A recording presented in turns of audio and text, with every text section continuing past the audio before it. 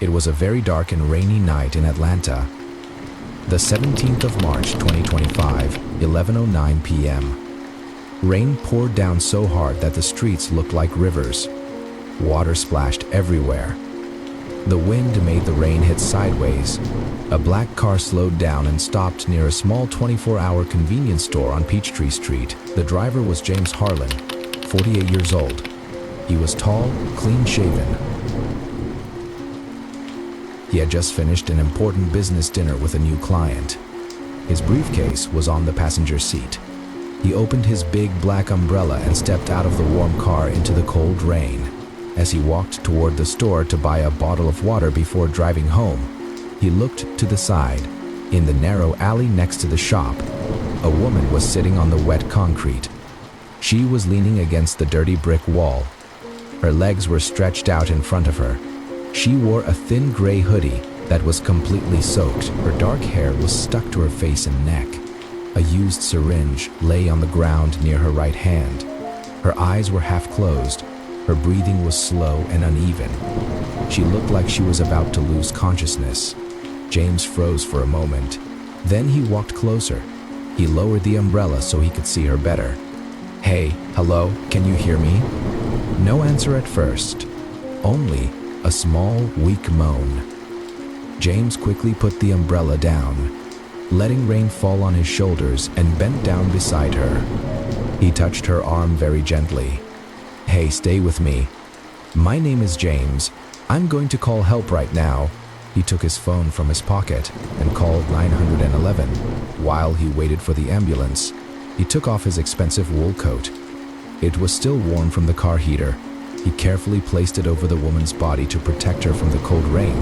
He kept talking to her in a calm, steady voice. "You are going to be okay. Help is coming very soon. Just keep breathing slowly. Can you tell me your name?" She moved her lips a little. It sounded like Lena. James stayed right there, kneeling on the wet ground in his good suit. Rain was dripping from his hair onto his face. He did not move until the ambulance lights appeared at the end of the street. The paramedics ran over. James stepped back and let them work. He answered their questions quickly and clearly. Then he watched as they put Lena on a stretcher and took her away. He stood in the rain for a few more seconds, looking at the empty alley. Then he picked up his wet umbrella, got back into his car, and drove home. James Harland was a successful man. He owned a company called Harland Freight Solutions. The company had special refrigerated trucks that carried very important things: cancer medicines, vaccines, blood products, and other medical supplies that must stay cold. The business was worth about $14 million. He started it 15 years ago with only one old truck in a small rented warehouse. Now he had 71 employees, 112 trucks, and offices in 3 states. James worked very hard. He was proud of every contract he won and every delivery that arrived on time. But his personal life was quiet and lonely. He had been divorced for 9 years. No children. His parents had passed away. He had one sister, but they had not spoken in a long time. He lived in a nice big house in Alpharetta, a suburb north of Atlanta. The house had 4 bedrooms, a large backyard, and a garage for 2 cars. Most nights, it was completely silent except for the sound of the refrigerator. The woman he helped that night was Lena Carter, 36 years old. She had been addicted to strong painkillers and later to heroin and fentanyl for more than 10 years. A work injury many years ago started it. Doctors gave her prescription pills. When the prescription ended, she bought drugs on the street. She lost her job as a receptionist, lost her apartment, lost contact with her family. For the last 2 years, she lived on the streets, moving from shelter to shelter, from alley to alley. 2 days later, on the 19th of March, James's phone rang while he was sitting at his office desk looking at delivery schedules. "Mr. Harland, this is Lena Carter." "The woman from the rainy night. I just wanted to say thank you. The hospital told me you stayed with me until the ambulance came. You gave me your coat. You didn't have to do that, but you did. I don't know how to thank you enough." Her voice was weak and a little rough, but she sounded more clear than she had in the alley. James leaned back in his chair. "I'm glad you're okay. How are you feeling now? Better than I deserve, she said quietly. They are discharging me tomorrow, but I don't have anywhere to go. James was silent for a few seconds.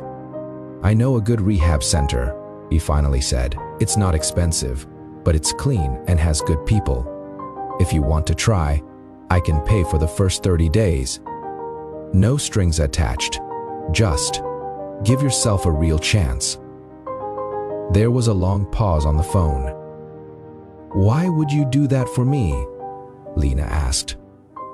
You don't even know me. Because someone gave me a chance when I was younger and making bad choices, James answered. And because I believe most people deserve at least one real chance. Lena started crying softly. Okay, she whispered. I'll try. The next morning, James drove to the hospital. He waited in the parking lot when Lena walked out. She looked small and pale, carrying only a plastic bag with a few things. She wore the clean sweatshirt and pants the hospital had given her. James opened the passenger door for her. The drive to the rehab center took about 45 minutes. They didn't talk much. Lena just stared out the window at the passing trees and buildings. When they arrived, she turned to him before getting out. I will call you when I finish the program, she said. If that's okay. It's more than okay, James replied. Good luck, Lena. She gave him a small, nervous smile and walked inside. For the first 2 weeks, James heard nothing. He went back to his normal life, early mornings at the terminal, checking trucks, long afternoons in meetings, late evenings doing paperwork at home. Then, on a Sunday afternoon, his phone rang. James, it's Lena. He finished detox. It was really hard, but I'm still here. I just wanted you to know. James smiled at his desk. That's really good news. Lena, I'm proud of you. After that, she called every few days, short calls at first, then longer conversations.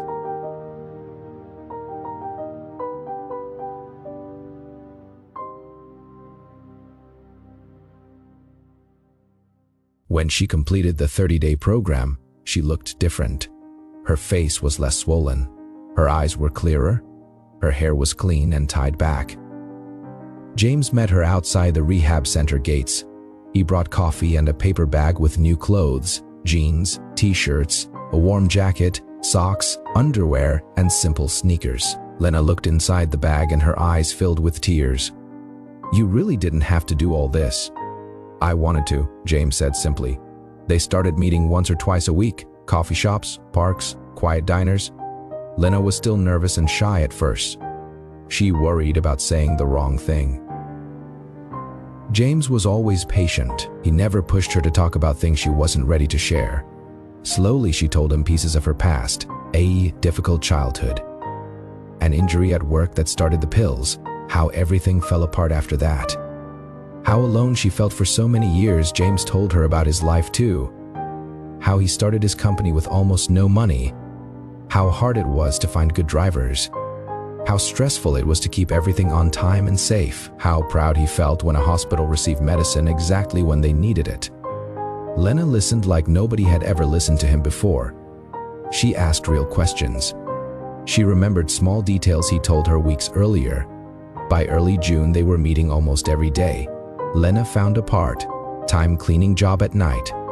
James helped her rent a small one-room apartment in a safer neighborhood. He drove her to Narcotics Anonymous meetings and waited in the car until she came out. One warm July evening, they walked along the Chattahoochee River after dinner. The sun was setting. Fireflies started to appear in the trees. Lena stopped walking. She turned to face him. You are the first person in years who didn't look at me like I was trash, she said softly. You're not trash, James answered. You're fighting. That's the opposite of trash. Lena stepped closer. She stood on her toes and kissed him. Very gently, very slowly. James was surprised for a second. Then he put his arms around her and kissed her back. That night, they went back to his house. They made love on the living room couch with the windows open and the summer wind blowing inside. Afterward, Lena fell asleep with her head on his chest. James stayed awake a long time, listening to her breathing, feeling something warm and hopeful inside him for the first time in many years. Over the next months, their relationship grew stronger. Lena stayed at his house 3 nights a week, then 4, then almost every night. She learned how he liked his coffee black, no sugars. She learned how he organized his shirts in the closet. She learned he always checked the weather app before leaving for work. She cooked simple dinners, pasta, grilled chicken, soup, salads.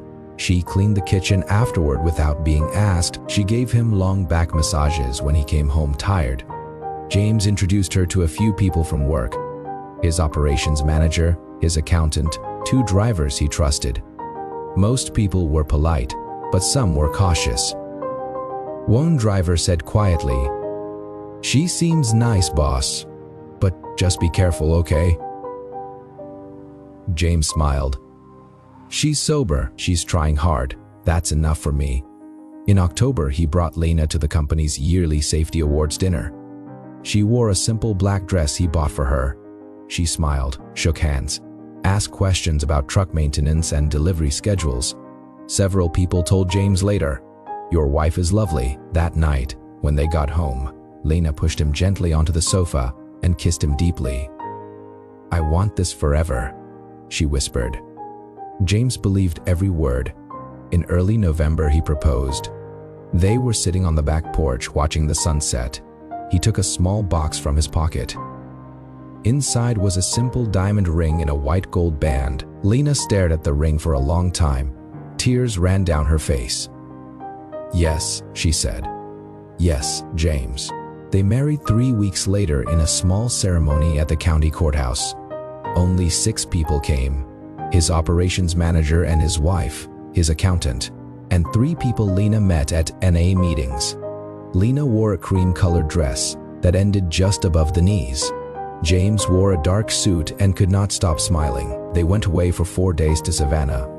Long walks by the river, fresh seafood dinners, slow mornings in a hotel room with the windows open. When they came back, they started their normal life again. But now, as husband and wife 3 weeks after the honeymoon, Lena made a secret phone call. She used a cheap burner phone she kept hidden inside an old makeup bag under the bathroom sink. "Mia, it's me. We are married. He changed his will last week. He changed the life insurance beneficiary to me.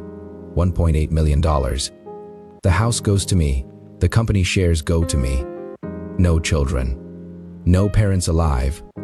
One sister he never talks to. We are ready." Mia Torres, 34 years old, answered from a motel room on the south side of Atlanta. She and Lena had known each other for more than 4 years.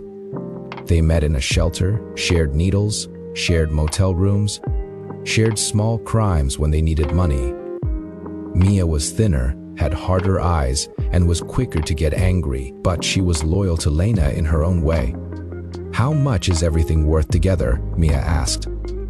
"The company is valued at about $14 million.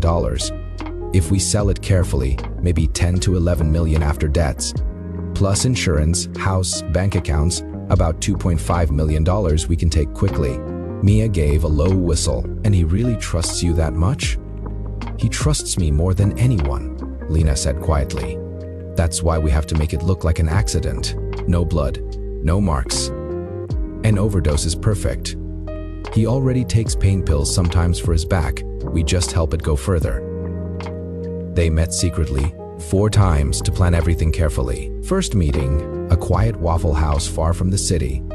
2 a.m. Mia smoked, even though it was not allowed.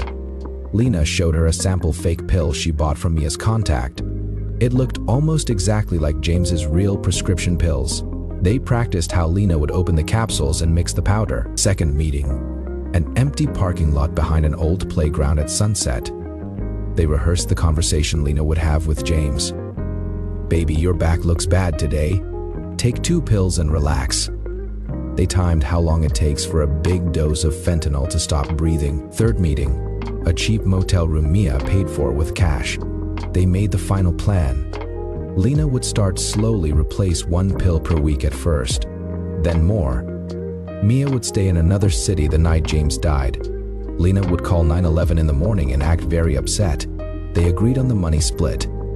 Mia 40%, Lena 60%. They shook hands and looked at each other for a long moment. Fourth meeting. Same motel, 1 week before the final act. They practiced Lena's 9/11 call 3 times. She cried. She sounded panicked. She sounded broken. It was very convincing. While this planning was happening, Lena acted like the perfect wife every single day. She woke up early to make coffee the way James liked it. She packed his lunch when he had early meetings. She rubbed his shoulders and back every evening. She told him, "I love you" many times each day. They had sex, often slow, gentle, passionate. James felt happier and more loved than ever in his life. He talked about selling part of the company and retiring early. He talked about traveling with her. He even started teaching her how to read simple reports, so she could help in the office sometimes. But small things began to worry him. One night, he found a small plastic bag with white pills in her drawer. They did not look like his prescription. Lena cried and said they were old pills from before rehab. She promised she had not used them. James hugged her and said he believed her. Another night, he woke at 3 a.m. Lena was standing in the hallway, speaking quietly on the phone. When he asked who it was, she said, "Mine, a sponsor. She had a bad night." James nodded and went back to sleep. The slow replacement of pills started in late November. At first, Lena changed only 1 pill every week. James began feeling more tired than usual. Sometimes he had headaches. Sometimes his stomach felt strange. He blamed work stress and winter weather. By early December, Lena changed 2 or 3 pills per week. James's breathing became shallower at night. One time, he woke up gasping for air. Lena held him and whispered, "I'm right here, it's okay." On the 19th of December, James had the best day of his career. He signed a huge new contract, $2.4 million per year, for delivering a new medicine to hospitals across the Southeast. He came home tired but very proud. Lena had dinner ready: steak, mashed potatoes, green beans, his favorite red wine. She poured him a double whiskey and handed him 2 pills. "For your back, love. You carried so much responsibility today. Let me help you relax." James smiled and swallowed the pills. They ate dinner together, laughing and talking about the future. After dinner, they went to bed and made love. Slowly, emotionally, like they had so many times before. James told her, "You are the best thing that ever happened to me." Around 1:20 a.m., James woke up suddenly. "Lena, something's wrong. I can't breathe right." Lena turned on the small bedside lamp. She stroked his hair. "It's okay. Just lie still. I'm right here." His breathing became slower, then irregular. His lips turned slightly blue. At 2:41 a.m., his chest stopped moving. Lena waited half an hour, checking his pulse twice. Then she called 911. She cried loudly and sounded very scared. "Help! My husband isn't breathing. Please come fast." The police and paramedics came. They tried to bring him back, but he was already gone. The medical examiner wrote on the report, "Accidental overdose, fentanyl toxicity." James had a prescription for pain pills, so they believed he took too much by mistake. The funeral was small and quiet. About 40 people came: employees, drivers, a few neighbors, some people from Lena's NA group. Lena stood at the front in a black dress, holding a white rose. She cried the whole time. 6 weeks later, she received the $1.8 million insurance payment. She started selling trucks and warehouse equipment quietly through a broker Mia knew. The house was put on the market. But Detective Carla Ruiz from Atlanta Police Homicide was not convinced. A healthy 48-year-old man with no history of illegal drug use dies from a massive fentanyl overdose only 3 months after marrying a former addict. It felt wrong. She asked to see the old security video from the convenience store. She watched James get out of his car in the heavy rain. She watched him cover Lena with his coat and stay with her until help came. Detective Ruiz requested phone records. She found many calls to a burner phone number. She found security video from a motel showing Lena and another woman, Mia, meeting in the parking lot several times. Bank records showed Lena took out thousands of dollars in cash over 2 months. The dates matched the motel payments. The lab did a more detailed test on James's blood and tissues. The fentanyl level was extremely high, far more than 2 normal pain pills could cause. Arrest warrants were issued on the 14th of January 2026. Mia was arrested first. After 2 days of questioning, she agreed to tell everything in exchange for a lighter sentence. Lena's trial started in April in a large courtroom in Fulton County. Reporters came every day. Former employees of James's company came. People from ENA groups came. The room was full.